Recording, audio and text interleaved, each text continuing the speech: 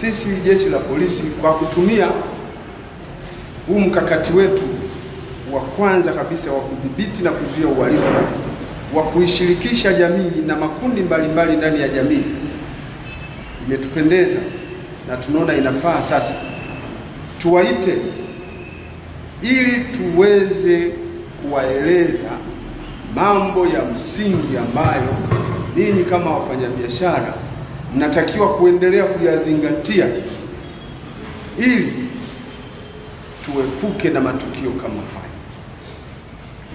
Lakini pia tumewaita kwa ajili ya kuendelea kuwapa tahadhari, kwa sababu sote ni Watanzania ambao tunasikia, wote hapa mnasikiliza mambo yanayoendelea. Tumekuwa tukisikia pia matishio mbalimbali kutoka sehemu mbalimbali kwamba kuna uwezekano watu wakafanya vurugu za aina hiyo tena. Nadhani na wenyewe mmesikia, si ndio? Au hamjasikia? Sasa sisi huwa hatupuuzi mambo kama haya.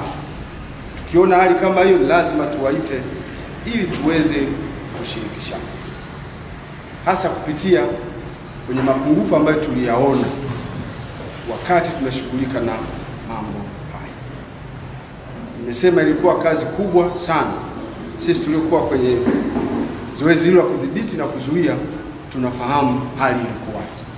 Sasa haya ambayo tumeyaona, tunaomba tuwashirikishe ili tuweze kwenda pamoja vizuri. Jambo la kwanza,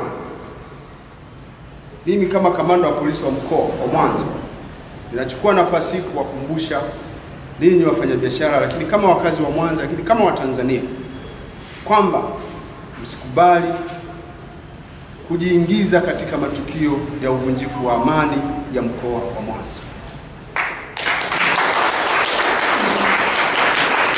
Wajibu wa kutunza amani ya eneo ulilopo, wilaya uliopo, kata uliopo, tarafa uliopo, mkoa uliopo, ni wajibu wa Watanzania wote, mkiwepo ninyi wafanyabiashara.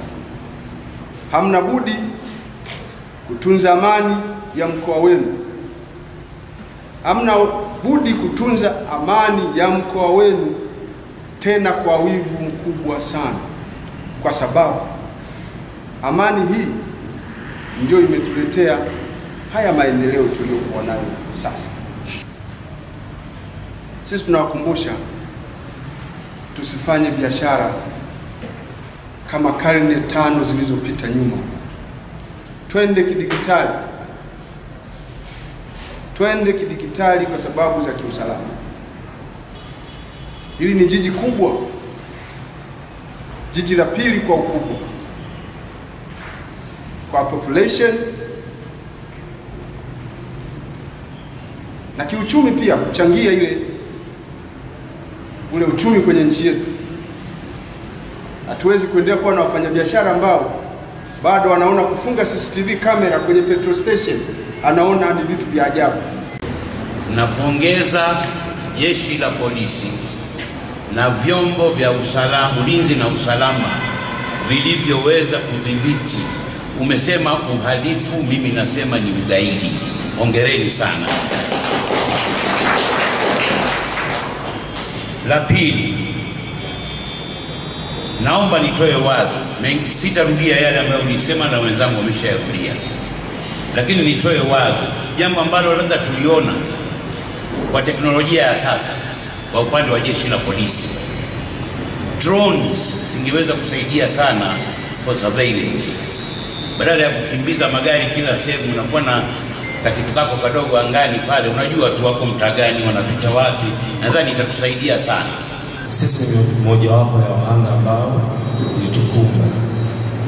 Sisi katika moja ya security au ulinzi tunao pale, tuna CCTV kamera, na miongoni tulioathirika sana na si ambavyo tuliposema kwamba hawa ni wale waandamanaji. Wale walikuwa ni kama vibaka. Bahati nzuri mimi mwenyewe nilifanikiwa kuwakamata, na si wa mbali, hawatoki mbali. Hatuna sehemu nyingine pa kwenda, hatuna mkoa mwingine wala nchi nyingine ya kwenda zaidi ya Tanzania.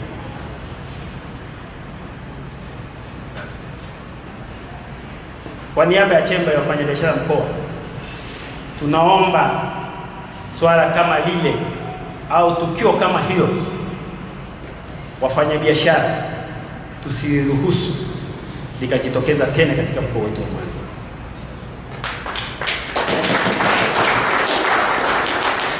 Askari kamanda yetu wa mkoa wa Mwanza, nikupongeze sana kwa kazi kubwa ukishirikiana na kamati ya ulinzi na usalama ambayo mlifanya. Mmefanya kazi kubwa sana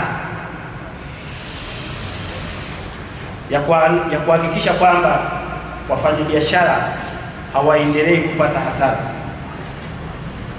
Msingekuwa nyie, hasara ilikuwa inaenda kuwa kubwa sana. Leo Mwanza tungekuwa tunazungumza kitu kingine kabisa.